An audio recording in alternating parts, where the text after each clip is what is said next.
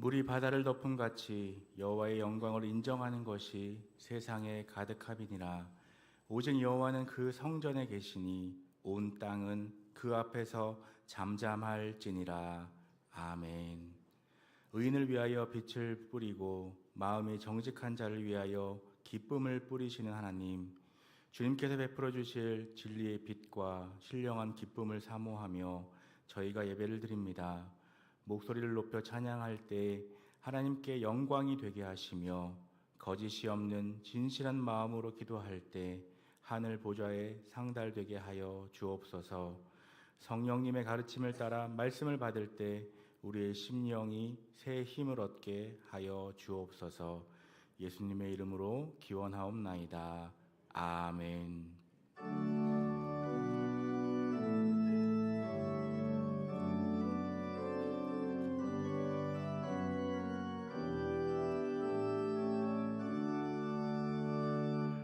거룩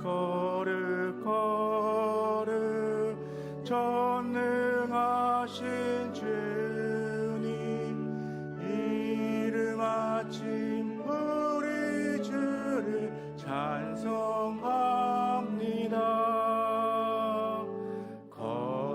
거룩 자비하신 주님, 성삼위일체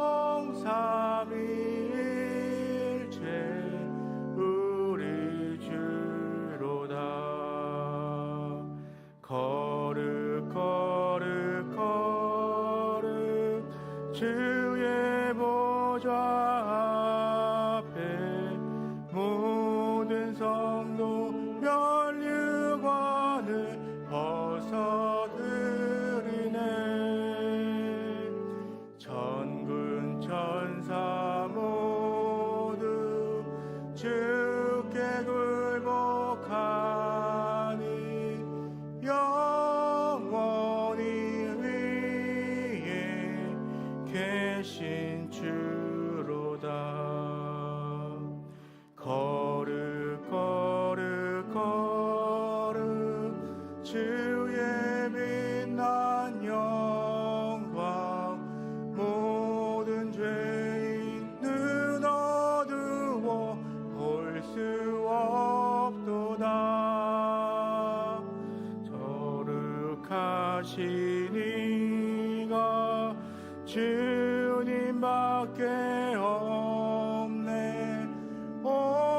온전히 전능하신 주로다. 거룩 전능하신 주님, 천지 만물 모두 주를 찬송합니다. 거룩 전능하신 주님, 성삼위일체 우리 주로다.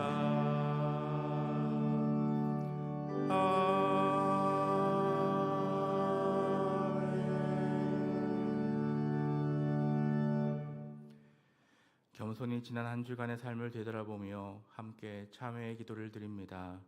하나님, 이 시간 참회하는 마음으로 주님 앞에 섰습니다. 순종이 제사보다 낫다고 말씀하신 주님, 하나님을 멀리 떠나 거역하며 살았던 저희가 성전으로 나와서 모든 죄를 고백합니다. 우리의 발은 가서는 안 될 곳으로 갔으며 손은 해서는 안 될 일을 하였고 눈은 보지 말아야 할 것을 보며 즐거워하였으며 우리의 생각도 주님의 뜻에서 멀리 떠나 있었습니다.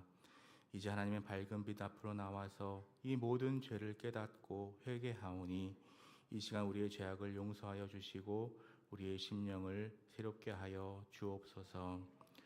이제는 하나님과 나만이 아는 은밀한 죄와 허물을 다 같이 고백하겠습니다. 아버지 하나님, 감사합니다. 저희들에게 죄 나오게 하시고 주의 죄악을 고백하게 하시니 감사합니다. 아버지 하나님, 용서하여 주시옵소서. 아버지 하나님, 모든 죄를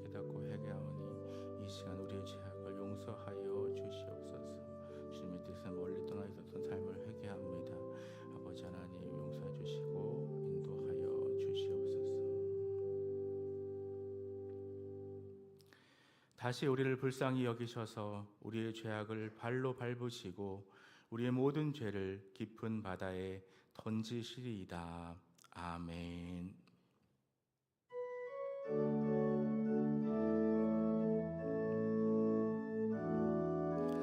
예수 우리 왕이여, 이곳에 오소서.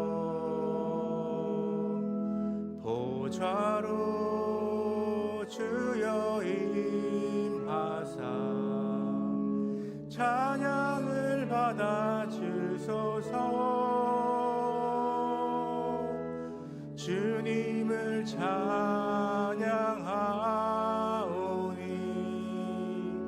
주님을 경배하오니 왕이신 예수여 오셔서 좌정하사 다스리소서.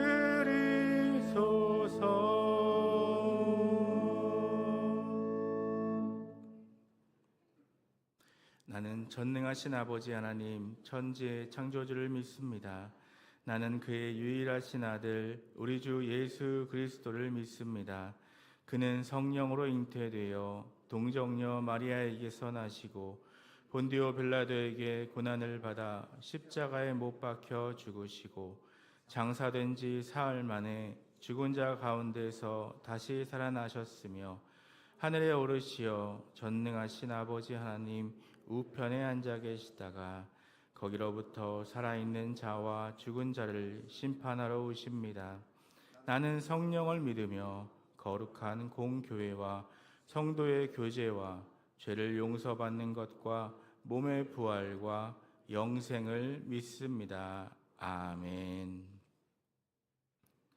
그러므로 주 안에서 갇힌 내가 너희를 권하노니 너희가 부르심을 받은 일에 합당하게 행하여 모든 겸손과 온유로 하고 오래 참음으로 사랑 가운데서 서로 용납하고 평안에 매는 줄로 성령이 하나 되게 하신 것을 힘써 지키라.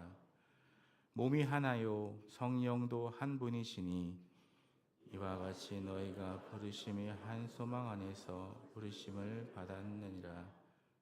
주도 한 분이시요 믿음도 하나요 세례도 하나요 하나님도 한 분이시니 곧 만유의 아버지시라. 만유 위에 계시고 만유를 통일하시고 만유 가운데 계시도다. 아멘.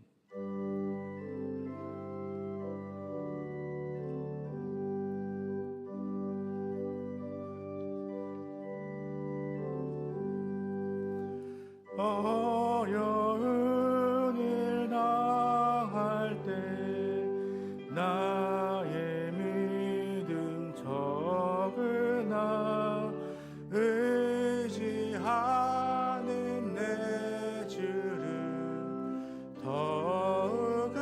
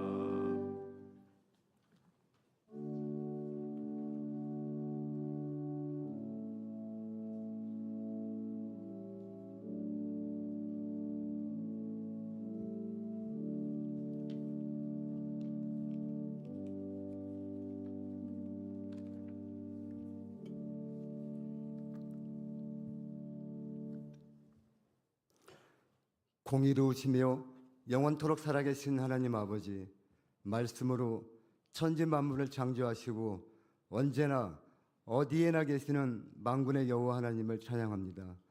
지난 한 주간도 환난과 고통 가운데 저희들을 붙들어 주시고 보호하여 주심을 감사드리옵나이다.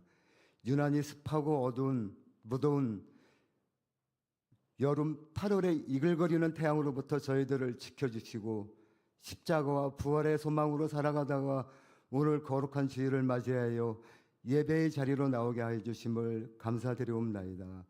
지난 시간 저희들은 순종하기보다 욕심과 교만함에 빠져 살았고 하나님을 찾기보다 세상의 방법과 유익을 바라보며 살아왔음을 고백합니다. 이 시간 저희들의 모든 허물과 연약함을 십자가 앞에 내려놓게 하시고 주님의 십자가 보혈로 씻어 주시고 정결케 하여 주시옵소서.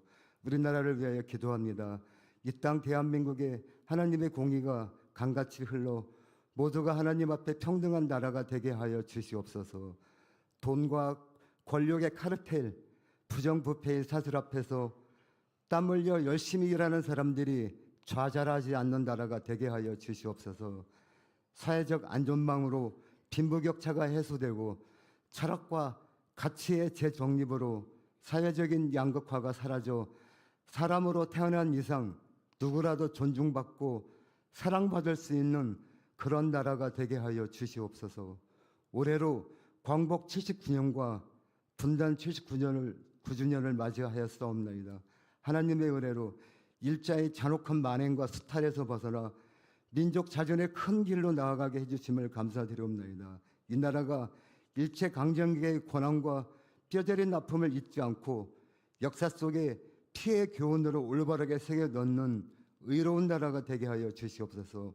원치 않았던 분단이 너무나 많은 상처와 아픔을 가져다 주고 서로에 대한 증오만 키워나가게 하고 있습니다. 긍휼이 많으신 하나님 아버지, 이제는 저희들이 한 민족임을 잊고 아름다운 강토를 저희들이 기억하지 못할까 두렵사옵나이다. 하나님, 말씀으로 이 땅의 진정 하나가 되고 피를 토하며 갈망했던 통일 조국으로 다시 서는 놀라운 역사가 있게 하여 주시옵소서. 자비로우신 하나님 아버지, 지금 지구촌 곳곳에서 벌어지는 전쟁과 다툼이 멈춰지고 그로 인한 고통과 상처가 아물게 하여 주시옵소서. 사람이 흘리는 피를 더 이상 보지 않게 하여 주시옵소서. 또한 글로벌 기후재앙으로 고통받는 나라와 그 땅에 하나님의 사랑의 손길이 임하여서 하루속히 그 상처가 치유될 수 있기를 간절히 원하옵나이다. 시종교회를 사랑하시는 하나님 아버지, 하나님께서 선한 목자로 고성재 목사님을 위임 목사로 보내주심을 감사드리옵나이다. 이제 온 교회가 담임 목사님과 함께 발맞춰 나아가며 한 마음으로 선을 이루어 나가는 성령 충만한 교회가 되게 하여 주시옵소서. 교회의 사명을 다하여 새로운 믿음의 세대를 일으키고 지역과 나라와 민족을 품을 수 있는 그런 수의동교회가 되게 하여 주시옵소서. 교회 학교를 위하여 기도합니다. 폭염과 무더위 속에서도 영유치부로부터 청년부에 이르기까지 여름 성경학교와 여름 수련회를 은혜 중에 마칠 수 있게 해주심을 감사드리옵나이다. 성경학교와 수련회를 통하여 자녀 세대들이 하나님 말씀으로 바로 서고 믿음의 뿌리가 깊이 자리 잡게 하여 주시니 참으로 감사드리옵나이다. 이를 위하여 수고하시는 교역자분들과 교사 선생님들에게도 함께하여 주셔서 늘 피곤치 않게 하여 주시고 성령 충만하게 하여 주셔서 하나님 말씀으로 미래 세대를 양육하고 지도하는데 부족함이 없게 하여 주시옵소서. 사랑의 하나님 아버지, 우리들의 작은 신음소리에도 귀 기울이시는 하나님 아버지께서 슬픔을 당한 주님의 자녀를 위로하여 주시옵소서. 육신의 질병과 마음의 상처 그리고 물질의 궁핍함으로 고통을 당하는 성도들에게 치유의 하나님께서 치료와 평강의 은혜를 내려 주시옵소서. 고성재 담임 목사님을 위하여 기도합니다. 담임 목사님께 영과 육의 강건함을 주셔서 진리에 갈급한 성도들을 생명의 말씀으로 이끌어 주시고 하나님께서 주신 목회 사명을 잘 감당하게 하여 주시옵소서. 목사님 가정에도 축복이 넘치게 하여 주셔서 늘 화평이 있게 하여 주시옵소서.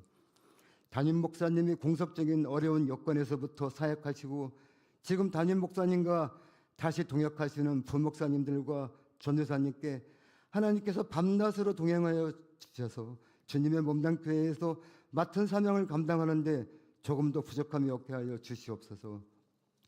오늘도 말씀을 통해 은혜 받기를 원합니다. 주님의 말씀을 증거하는 고성재 목사님께 성령이 함께 하셔서 말씀의 씨앗이 우리의 심령에 뿌려지고 우리 삶이 영적으로 지치지 않고 말씀 위에 든든히 세워지게 하여 주시옵소서. 이 시간 주님께서 주시는 귀한 진리의 말씀을 가슴에 담고 감사와 기쁨으로 하나님의 영광을 드높이는 준비된 찬양을 기쁘게 받아 주시옵소서. 거룩한 주일 예배를 위하여 보이지 않는 곳에서 헌신하는 예배위원들의 손길을 기억하시사 풍성한 은혜로 그들의 삶을 채워 주시옵소서.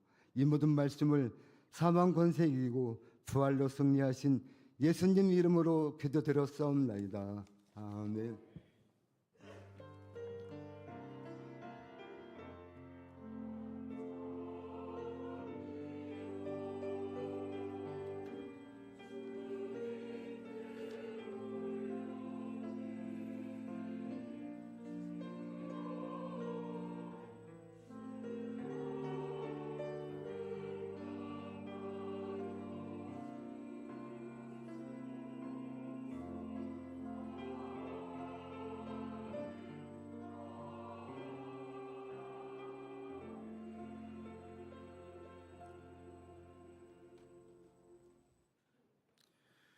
오늘 우리에게 주신 하나님의 말씀은 신약성경 요한복음 9장 1절에서 3절까지 말씀입니다.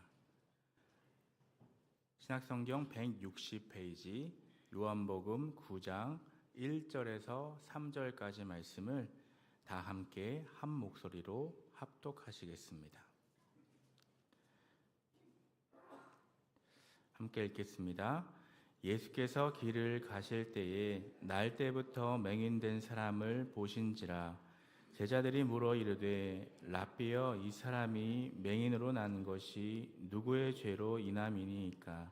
자기니이까 그의 부모니이까? 예수께서 대답하시되 이 사람이나 그 부모의 죄로 인한 것이 아니라 그에게서 하나님이 하시는 일을 나타내고자 하심이라. 아멘.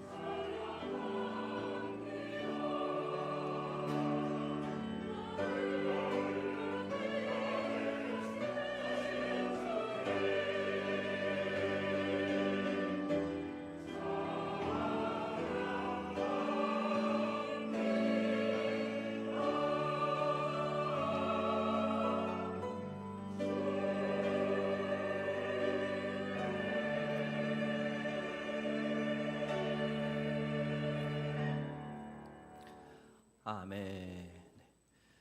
네, 귀한 찬양 감사합니다. 아멘 찬양대하고 시작하기 전부터 이 손발이 짝짝 맞는다는 느낌이 드는데, 네, 오늘 찬양해 주신 것이 이제 설교 내용 중에 나오는 본문인데 말씀을 드리지는 않았지만 어떻게 또 이렇게 딱 맞춰서 찬양을 해주시는지 너무 감사합니다.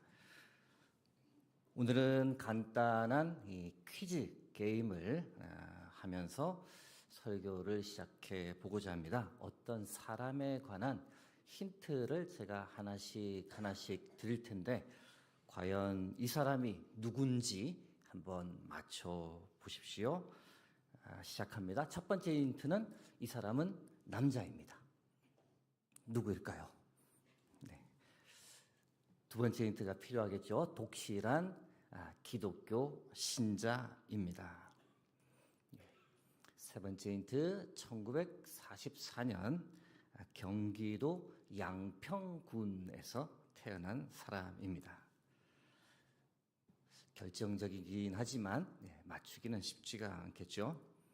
네 번째 힌트는 어릴 때부터 신앙심이 돈독한 부모님 밑에서 자라났고 형제는 4남매, 단란한 가정의 둘째였습니다. 다음 힌트로는 그런데 갑자기 집안에 큰 풍파가 몰아쳤는데 가장이었던 아버지께서 병환으로 돌아가신 겁니다. 이번에 드리는 힌트가 아주 결정적입니다. 1958년이었고 아버지께서 돌아가신 지 얼마 되지 않았는데 하교 후 당시 중학교 2학년이었고 축구를 하다가 골키퍼를 보고 있었는데 축구공을 얼굴에 아주 강하게 맞았습니다. 이후 시력을 점점 잃기 시작했는데 2년 동안 치료를 위해 무던히도 애썼습니다. 수술을 2차례나 했지만 시력은 결국 회복되지 못했습니다. 외상에 의한 망막박리라는 진단과 함께 시력 회복 불가라는 최후 진단을 받았습니다. 여러분, 이분이 누구일까요? 힌트를 제가 아직 너무 많이 안 드렸군요. 네, 강영우 박사님이라고 혹시 들어보셨습니까? 네. 이후에 이 가정에 어떤 일이 계속 일어나느냐? 1960년 치료를 하다가 결국은 눈을 고칠 수 없습니다라는 의사의 최종 진단을 듣고 어머님께서 충격에 빠지시면서 뇌출혈로 쓰러지셨습니다. 다시 일어나지 못하셨습니다. 2년 후에는 누나까지 생을 달리했는데 부모님 다 돌아가셨죠? 4남매가 남았습니다. 누나가 가장이다 보니까 학업을 중도에 포기하고 봉제 공장에 다니면서 돈을 벌고 생계를 꾸려 나가다가 과로로 쓰러져 세상을 떠났습니다. 정말 이 가정 참 기구하죠. 졸지에 이제 3명의 남매만 남게 되었는데 그 중에 제일 큰 자녀가 바로 강영우 박사이셨는데 가장이 된 거죠. 근데 앞을 못 보니 가장 노릇을 할 수가 없었습니다. 결국 13살 남동생은 철물점으로, 19살 여동생은 고아원으로, 그리고 15살이었던 본인은 맹인재활센터로 보내졌습니다. 여기까지의 삶만 생각해보면 참 이분의 삶 해도 너무한다라는 생각이 듭니다. 어떻게 이토록 불행한 일이 이 4년 안에 다 일어났는가? 여러분이 만약에 이런 삶에 처했다면 여러분은 과연 어떻게 살았을 것이라고 생각하십니까? 저는 생각만 해도 숨이 이렇게 탁 막힙니다. 과연 제가 정상적인 삶을 살 수 있었을까? 그 역경과 고난을 제가 잘 극복해낼 수 있었을까? 난감하죠. 오늘은 믿음의 눈을 들면이라는 제하에 여러분과 하나님의 말씀을 나누고자 합니다. 육체의 시력은 이렇지만 믿음의 눈을 가지고 사셨던 이 강영우 박사의 삶을 생각하면서 믿음이 도대체 무엇인가에 관해 한번 생각해 보기 원합니다. 다들 아시는 대로 성공한 후반기의 삶보다는 10대와 20대 때 그 감당하기 어려운 역경을 어떻게 믿음으로 헤쳐갔는지에 관해 좀 나누고자 합니다. 오늘 설교는 이 강영우 박사의 이 유고작 마지막 글입니다. 내 눈에는 희망만 보였다라는 이 책을 많이 좀 참고했음을 미리 말씀드립니다. 여러분, 우리가 믿음의 눈을 들게 되면 어떤 일이 우리에게 일어나게 될까요? 이 질문에 관해 오늘 딱 두 가지만 여러분과 나누려고 합니다. 믿음의 눈을 들면 첫 번째, 고난도 축복이다라고 고백하게 됩니다. 시편 119편 71절 말씀 함께 합독합니다. 고난 당한 것이 내게 유익이라 이로 말미암아 내가 주의 율례들을 배우게 되었나이다. 아멘. 아주 짧은 문장인데 참 대단한 고백입니다. 여러분, 우리 중 누구도 이 고난을 원하는 사람은 없습니다. 우리는 모두 고난 없는 인생을 원하고 현재 어떤 고난을 당하고 있다면 이것이 빨리 사라지기를 바랄 뿐이죠. 그런데 시편의 기자가 고백하는 겁니다. 하나님, 고난을 주신 것이 내게 너무 유익합니다. 이 고난을 통해서 제가 하나님의 말씀을 보게 되고 하나님의 말씀의 깊이 그리고 그 은혜를 누립니다. 하나님, 제게 고난을 주셔서 감사합니다. 참 대단한 사람이죠. 어떻게 이런 고백을 할 수 있을까? 강영우 박사님, 이제 이런 고백을 드리며 살았던 사람 중에 한 분이었습니다. 물론 그런 고백을 드리기까지는 참 많은 시간이 걸렸는데, 만 15살 때 이제 당신의 눈은 고칠 수 없습니다. 평생 맹인으로 살아야 합니다. 라는 소리를 들었을 때 어떻게 반응했을까요? 입원했던 병원에서 죽겠다, 자살하겠다고 소리를 치며 이 간호사들을 놀라게 한 것이 한두 번이 아니었습니다. 1962년에는 누나까지 세상을 떠나게 되었다라고 말씀드렸는데 하나님을 정말 원망했더랬습니다. 하나님, 세상에 이런 가혹한 고난이 어디 있습니까? 불과 4년 안에 부모님 잃어버리고 누나 잃어버리고 제 시력 잃어버리고 제가 무슨 죄를 저질렀기에 이런 역경, 벌을 제게 주십니까? 하나님을 원망하며 하나님께 부르짖었더랬습니다. 눈을 고쳐달라는 기도 당연히 많이 했죠. 매일 눈 뜨게 해달라고 숨 쉴 때마다 눈 고쳐달라고 간구했습니다.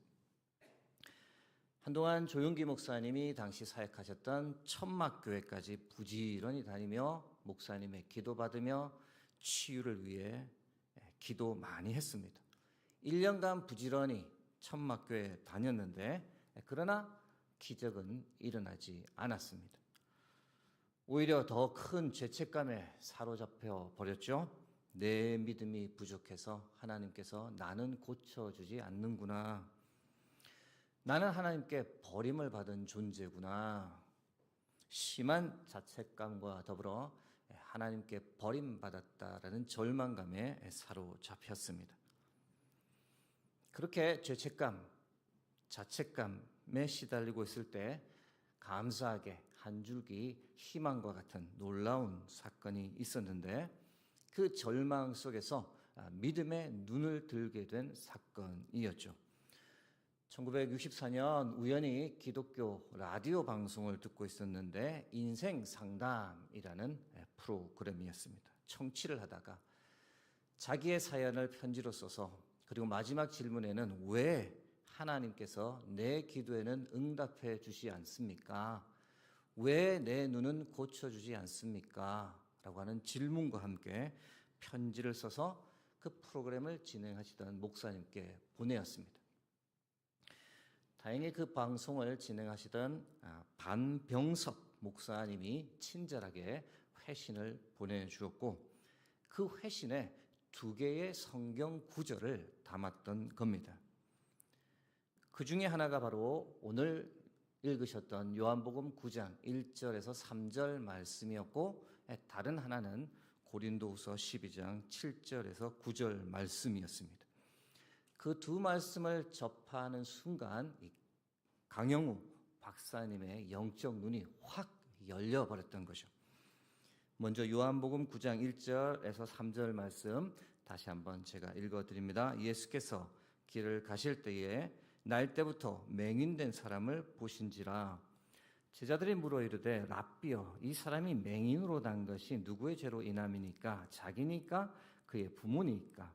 예수께서 대답하시되 이 사람이나 그 부모의 죄로 인한 것이 아니라 그에게서 하나님이 하시는 일을 나타내고자 하심이라. 여러분 강영우 박사님이 이 말씀 듣고 얼마나 큰 위로와 힘을 얻었을지 상상이 되시죠? 책에서는 이렇게 고백합니다. 어려서부터 이 구절 자주 보고 암송했었던 건데 이 말씀을 편지에서 보는 순간 정말 망치로 한 대 얻어맞는 기분이었습니다. 내가 죄를 지어서 내가 하나님께 버림을 받아서 내 눈이 이렇게 된 것이 아니구나. 하나님께서 나를 통해 하시고자 하는 일이 있으셔서 나를 통해서 놀라운 하나님의 일을 하시려고 이렇게 된 것이구나. 요한복음 말씀을 통해 믿음의 눈이 확 열려버린 것이죠. 동시에 자유함, 평안함, 기쁨, 성령의 크신 위로가 강영우 박사님의 마음을 가득 채웠습니다. 반병섭 목사님이 보내주신 또 다른 한 성경 구절이 고린도후서 12장 7절에서 9절 말씀입니다. 제가 읽어드립니다. 여러 계시를 받은 것이 지극히 크므로 너무 자만하지 않게 하시려고 내 육체의 가시 곧 사탄의 사자를 주셨으니 이는 나를 쳐서 너무 자만하지 않게 하려 하심이라. 이것이 내게서 떠나가게 하기 위하여 내가 3번 주께 간구하였더니 나에게 이르시기를 내 은혜가 내게 족하도다. 이는 내 능력이 약한 데서 온전하여짐이라 하신지라. 그러므로 도리어 크게 기뻐함으로 나의 여러 약한 것들에 대하여 자랑하리니 이는 그리스도의 능력이 내게 머물게 하려 함이라. 아멘. 이 사도 바울의 놀라운 고백이죠. 이 말씀 통해서도 강영우 박사가 깨닫게 된 겁니다. 사도 바울 같이 믿음이 좋은 사람도 그 육체의 가시를 하나님께서 그대로 두셨구나. 내가 믿음이 부족해서 나를 치유해 주지 않는 것이 아니라 하나님께서 하시고 싶은 일이 있으셨기 때문이구나. 사도 바울은 가시라고 하는 그 장애가 있었음에도 불구하고 하나님께 계속 쓰임 받았던 것처럼 나도 나의 장애 이대로 하나님께서 나를 쓰시겠구나. 믿음의 눈이 활짝 열리면서 그 이후로는 2번 다시 자신의 눈을 고쳐달라는 기도를 하지 않았습니다. 사랑하는 여러분, 우리 역시 믿음의 눈이 열리면, 믿음의 눈을 들게 되면 나의 고난, 나의 고통을 완전히 다르게 해석할 수 있는 능력을 덧입는 줄 믿습니다. 여러분 인생 참 아이러니합니다. 우리 중에 고난을 원하는 사람은 한 명도 없지만 우리 인생 주위에는 항상 고난, 고통이 수반됩니다. 우리에게 그런 고통, 고난이 닥칠 때 우리에게는 2가지 선택지가 있는데 하나는 원망하고 절망하고 좌절하고 삶을 포기하는 선택이고 다른 하나는 믿음의 눈을 들어 이 고난도 하나님께서 주신 축복이라고 선포하는 선택입니다. 사랑하는 여러분, 어떤 선택을 여러분은 하시겠습니까? 간절히 기도하고 소망하기는 우리 모두가 믿음의 눈을 들고 하나님 내게 주신 고난을 감사합니다. 이 고난 통해 하나님을 더 알게 하시니 이 고난 통해 나를 겸손케 하시니 이 고난 통해 오히려 하나님의 강함이 드러나게 하시니 내게 주신 이 고난도 하나님의 축복입니다. 이렇게 고백할 수 있는 어떤 고난, 어떤 고통 가운데서도 믿음의 눈을 들어 고난도 축복이라고 선포할 수 있는 저와 여러분이 될 수 있길 주의 이름으로 축복합니다. 두 번째, 믿음의 눈을 들면 어떤 일이 우리에게 일어나느냐? 삶의 목적을 발견하게 됩니다. 창세기 1장 12절 말씀 함께 합독하겠습니다. 하나님이 자기 형상 곧 하나님의 형상대로 사람을 창조하시되 남자와 여자를 창조하시고.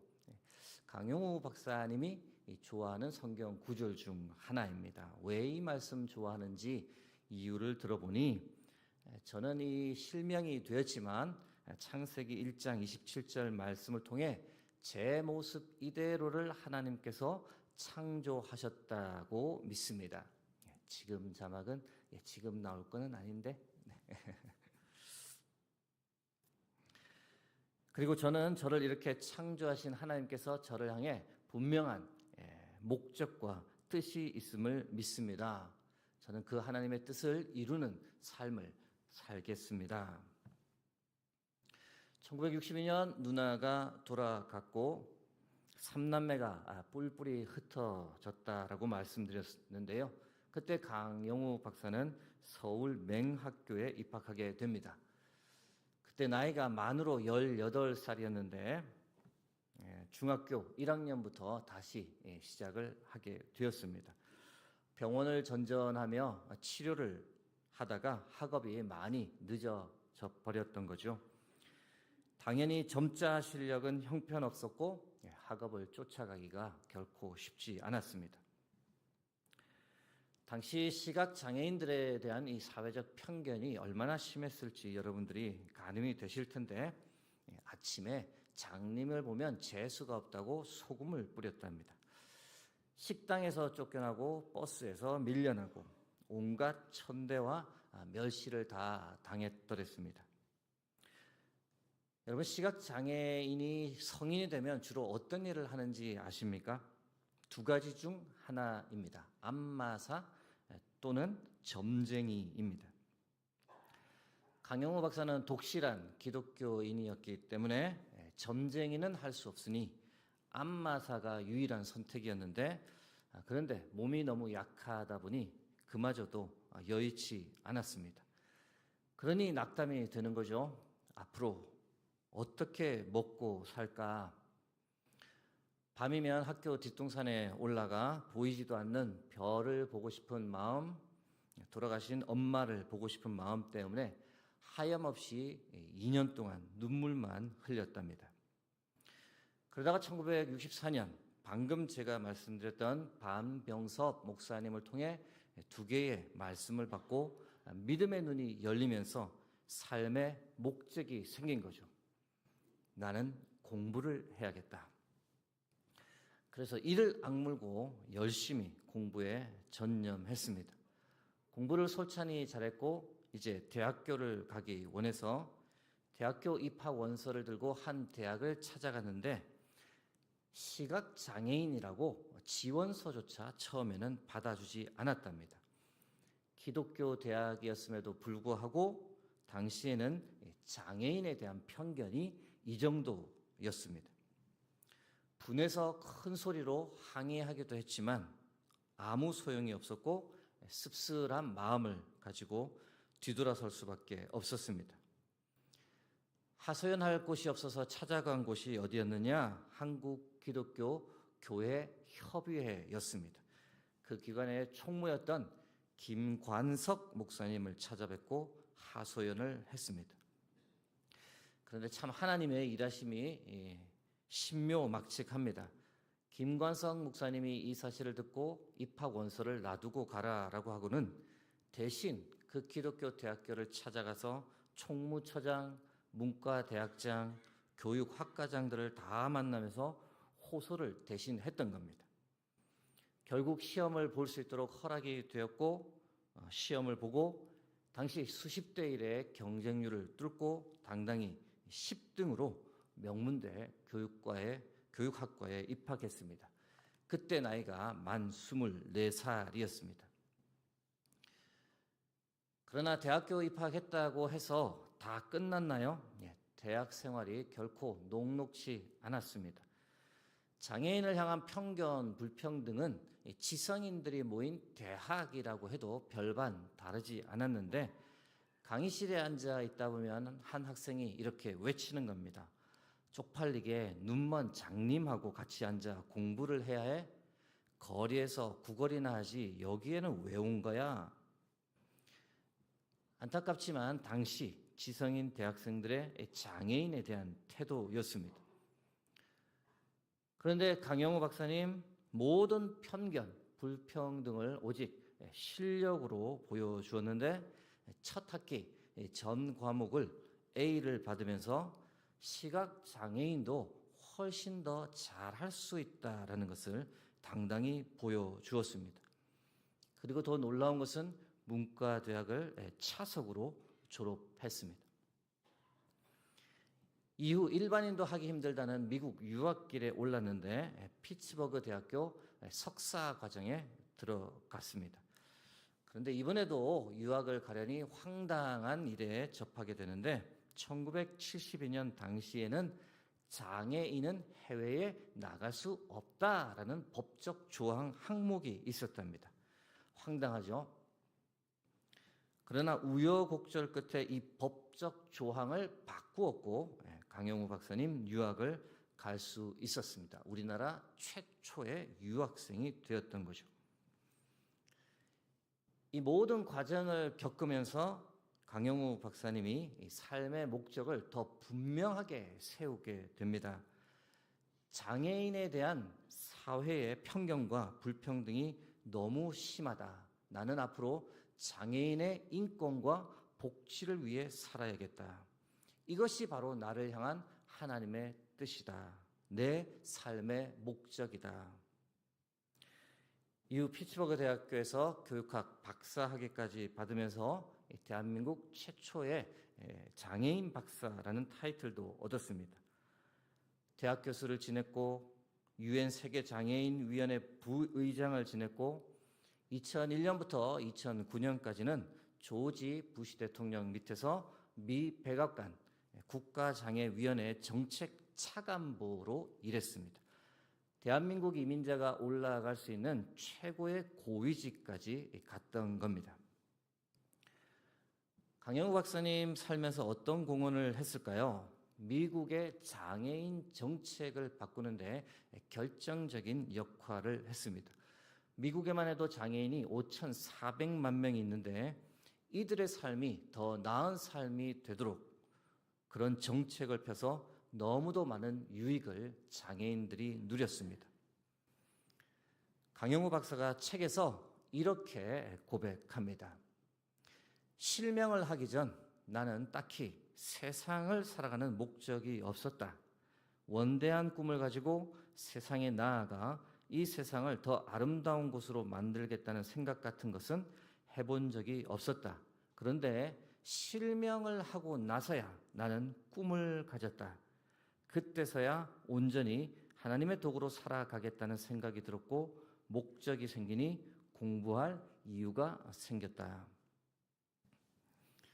사랑하는 성도 여러분, 믿음의 눈을 들면 삶의 목적을 발견하게 될 줄로 믿습니다. 요즘 세대들 삶의 목적이 무엇인지 아십니까? 잘 먹고 잘 사는 겁니다. 돈 많이 벌어서 남들 부러워하는 삶을 사는 겁니다. 이 인생 목표야 시대나 공간을 넘어서 늘 1위죠. 2020년에 한 기관에서 설문조사를 했던 내용인데 2030 세대들의 가장 중요한 인생 목적이 무엇입니까? 물었더니 보시는 대로 맨 위에 보시면 물질적으로 풍족해지는 것이 내 인생의 가장 중요한 목표입니다. 주황색으로 보이시는 것 평균 72% 정도. 10명 중 7명은 돈 버는 것을 인생 목적으로 삼는다는 거죠. 그러나 여러분, 믿음을 가진 우리의 인생 목적이 돈이 될 수는 없지 않겠습니까? 그렇게 살다가 하나님 앞에 섰을 때 하나님 앞에서 우리가 무엇이라고 말할 수 있겠습니까? 제가 오늘 강영우 박사님의 삶을 예로 들다 보니 우리가 뭔가 살면서 거창한 일을 이루어야겠다라고 생각할 수 있으나 제가 여러분께 드리고 싶은 것은 그것은 아닙니다. 여러분, 우리가 그리스도인이라면 우리가 모두 공통적으로 가져야 할 삶의 목적이 있습니다. 하나님을 믿는 사람이라면 누구나 이루며 살아야 할 삶의 목적입니다. 그것이 무엇이냐? 이사야 43장 1절 말씀인데 함께 합독하겠습니다. 이 백성은 내가 나를 위하여 지었나니 나를 찬송하게 하려 함이니라. 아멘. 여러분, 하나님께서 우리를 지으신 목적이 무엇이라고요? 우리를 하나님을 찬송하게 하려고 우리를 지으셨다는 겁니다. 그러므로 모든 성도의 공통된 삶의 목적은 무엇이냐? 하나님을 찬송하는 삶이 되어야 할 줄로 믿습니다. 여러분, 하나님께서 우리가 이 땅에서 사는 동안 얼마나 배웠냐, 얼마나 가졌냐, 얼마나 성취했냐, 이런 것에는 아무 관심이 없으십니다. 대신 하나님께서 우리에게 관심을 가지시는 것은 무엇일까요? 우리가 살면서 하나님을 얼마나 찬송하며 살았느냐, 얼마나 하나님을 드러내며 살았느냐, 얼마나 하나님을 자랑하고 높이며 살았느냐, 그것에 관심이 있으신 겁니다. 사랑하는 여러분, 우리가 언젠간 하나님의 앞에 서게 될 겁니다. 그때 우리가 하나님 앞에서 무엇을 자랑하고 무엇을 하나님께 말씀드릴 수 있을까요? 우리 중 어떤 사람들은 하나님 앞에서 이렇게 하나님을 찬송하기를 소망합니다. 하나님, 저는 가난하고 배우지 못했지만 저는 하나님께서 내게 주신 모든 것에 늘 감사하며 살았습니다. 천국 소망 가지고 주님 뵐 날을 기대하며 끝까지 믿음으로 살았습니다. 하나님을 찬송합니다. 어떤 사람들은 이렇게 하나님을 찬송할 수 있을 겁니다. 하나님, 사람들이 자신의 성공, 명예, 돈을 자랑하며 살 때 저는 오직 하나님만을 자랑하며 살았습니다. 예수 십자가만 자랑했습니다. 하나님 믿는 믿음이 최고라고 사람들에게 말하며 살았습니다. 하나님 찬송합니다. 이렇게 하나님을 높이는 분도 있을 겁니다. 하나님, 저는 제게 주신 재능과 부 한 번도 제 것이라고 생각한 적 없습니다. 늘 그것 주위 사람들에게 베풀며 살았습니다. 그렇게 살았더니 정말 행복했습니다. 하나님을 찬송합니다. 이렇게 하나님을 찬송하는 분도 계시길 소망합니다. 하나님, 정말 제가 미운이가 있었는데요. 그런데 하나님, 하나님의 자녀답게 살라는 거룩한 부담감 주셔서 먼저 다가갔습니다. 먼저 친절하게 말을 건넸습니다. 그리고 정말 그 친구를 위해 간절히 기도하며 살았습니다. 하나님을 찬송합니다. 이렇게 고백하는 분도 있길 소망합니다. 하나님, 저는 살면서 한 것이 별로 없습니다. 그러나 나를 구원해 주신 하나님의 은혜에 감격해서 주신 은혜 흘려보내며 믿지 않는 남편, 믿지 않는 친척들 평생 전도하며 살았습니다. 하나님 찬송합니다. 사랑하는 성도 여러분, 이제 말씀을 맺고자 합니다. 우리 모두가 믿음의 눈을 들어 주를 온전히 바라볼 수 있기를 바랍니다. 믿음의 눈을 들면 내게 주신 고난도 축복이다라고 선포하며 나갈 수 있습니다. 믿음의 눈을 들면 어떤 상황 속에서도 하나님을 찬양하고 하나님을 자랑하며 살아갈 수 있습니다. 그런 삶을 살아가는 저와 여러분이 되길 주의 이름으로 축복합니다. 예수 늘 함께 하시네 라는 찬양 함께 찬양하고 기도하겠습니다.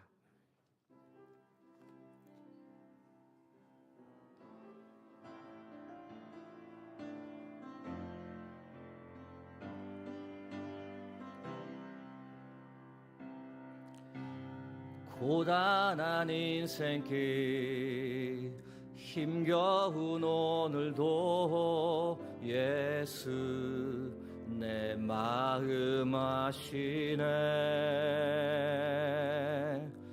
지나간 아픔도 마주할 세상도 예수 내 마음 아시네. 고단한 인생길 힘겨운 오늘도 예수 내 마음 아시네. 지나간 아픔도 마주할 세상도 예수 내 마음 아시네. 믿음의 눈 들어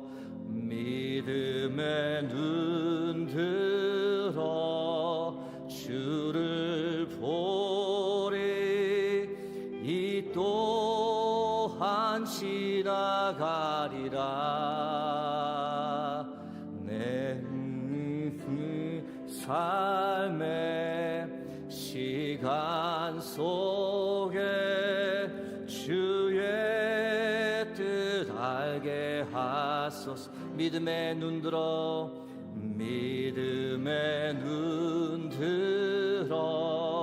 주를 보리.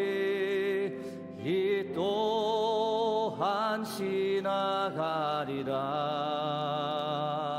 주어진 내 삶의 시간 속에 주의 뜻 알게 하소서. 소리 높여 찬양합니다. 믿음의 눈 들어 주를 보리. 이 또한 지나가리라.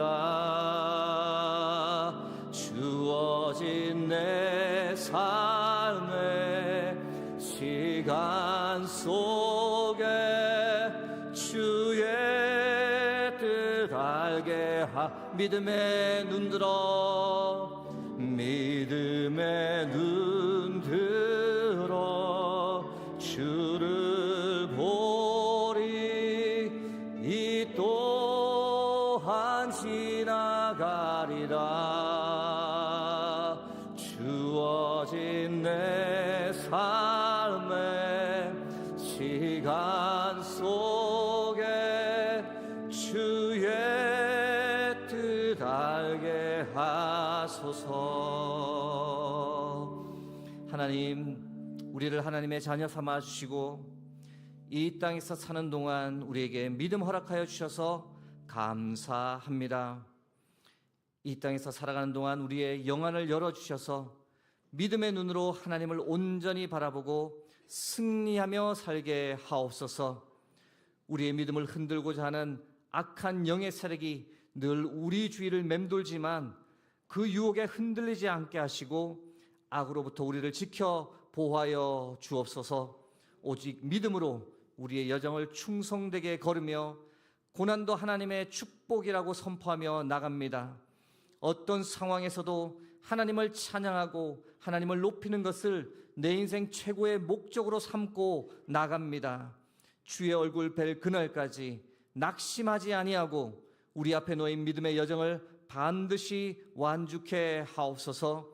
길이요 진리요 생명이신 예수 그리스도의 이름으로 기도합니다. 아멘.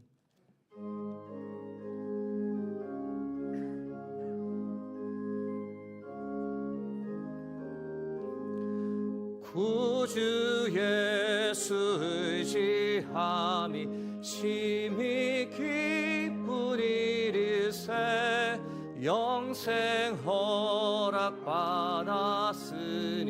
의심하 주 없도다. 예수 믿는 것은 받은 증거 많도다. 예수 귀한 예수 믿음 더욱 주소서. 구주 예수 의지함이 심히 기쁜 일일세 주를 믿는 나의 마음 그의 피에 적시네. 예수 믿는 것은 받은 증거 많도다.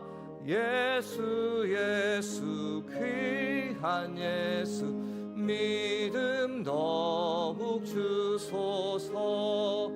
구주 예수 의지하여 죄악 벗어버리네. 안이 받고 영생함을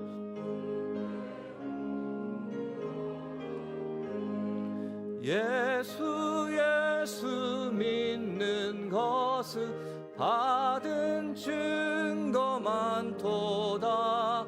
예수 귀한 예수 믿음 더욱 주소서.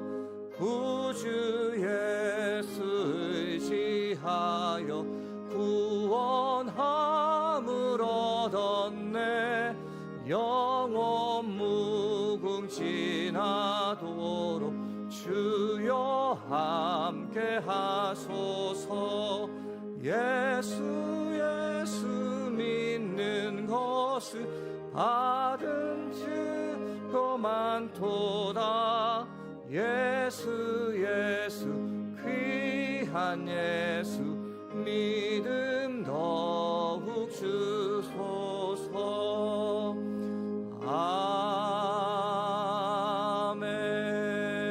아멘. 다 함께 일어나셔서 하나님께 봉헌 드리겠습니다.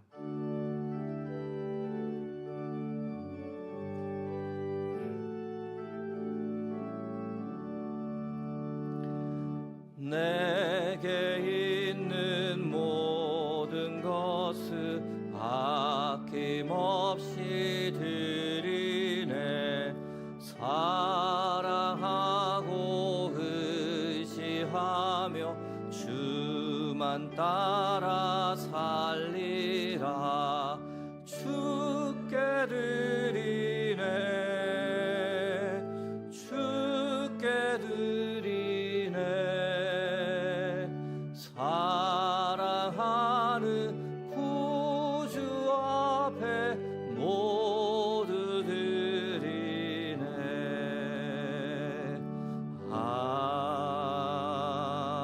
아멘. 만복의 근원이신 하나님, 지난 한 주간도 우리와 함께 해주시고 8월 셋째 주 거룩한 주일 아침 아버지의 집에 예배자로 세워주시니 감사합니다. 함께 해주시고 힘주시고 위로를 더하여 주셔서 감사한 마음과 함께 이 시간 하나님께 예물을 드립니다. 우리의 모든 것은 아버지 하나님의 것입니다 라는 고백으로 우리의 몸과 마음을 이 헌금과 함께 드리오니 저희들의 정성을 기쁘게 받아 주옵소서. 어려운 형편 중 각자의 처지에 따라 힘을 다해 정성껏 드립니다. 처음 익은 열매로 하나님을 공경하는 마음과 함께 드립니다. 하나님, 드린 손길 가운데 하늘 문을 여시고 이른 비와 늦은 비의 복, 하늘의 신령한 복, 땅에 기름진 복을 허락하여 주옵소서.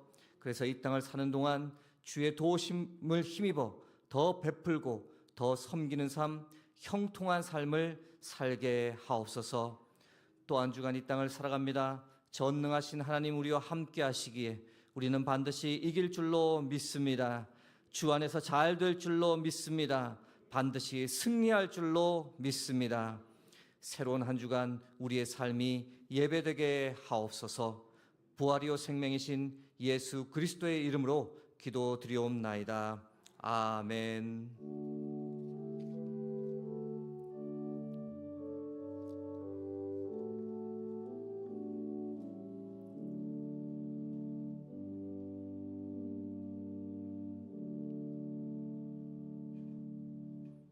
자리에 앉으시면 교회 소식 말씀드리겠습니다.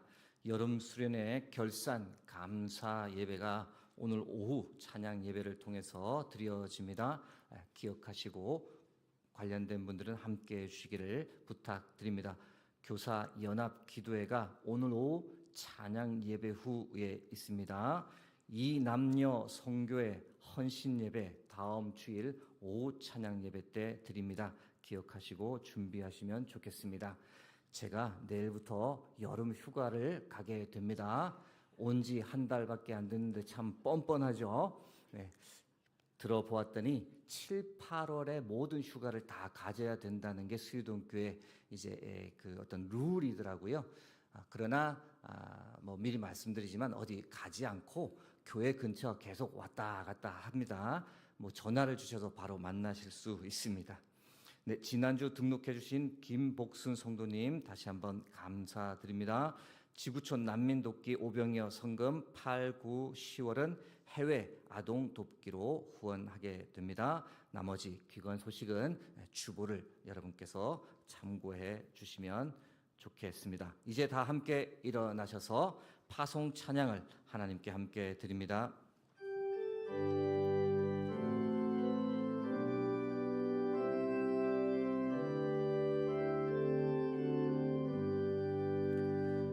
여기에 모인 우리 사랑받는 주의 자녀라.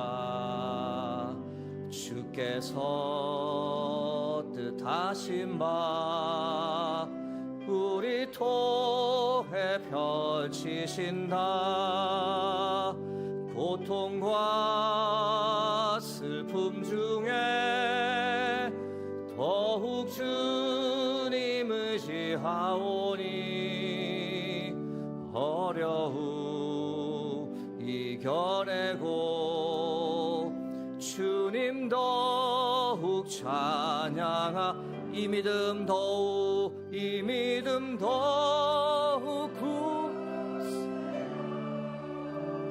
주가 지켜주신다. 어두운 밤에도 주의 밝은 빛 인도하여 주신다. 지금은 우리 주 예수 그리스도의 크신 은혜와 하나님 아버지의 무한하신 사랑하심과 성령의 감화 감동 교통하심이 믿음의 눈을 들어 고난도 축복이라고 고백하고 주를 위해 거룩한 삶을 살겠다고 다짐하며 이제 세상을 향해 나가는 여기 모인 모든 주의 백성들 위해 그들의 가정과 그들의 삶의 자리 위에 이제로부터 영원토록 함께 하시길 간절히 축원하옵나이다. 아멘.